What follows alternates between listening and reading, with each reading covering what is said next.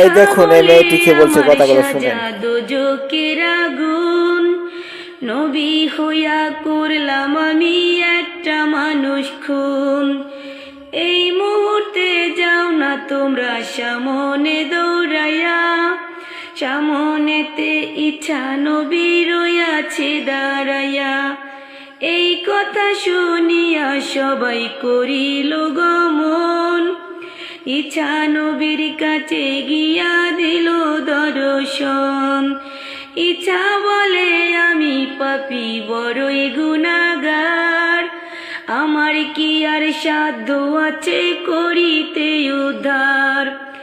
এই মুহূর্তে যাও না তোমরা সামনে দৌড়াইয়া, আখেরি পয়গাম্বার নবী আখেরি আম্বিয়া। এই কথা শুনিয়া সবাই করিল গমন, দয়াল নবীর কাছে গিয়া দিল দর্শন।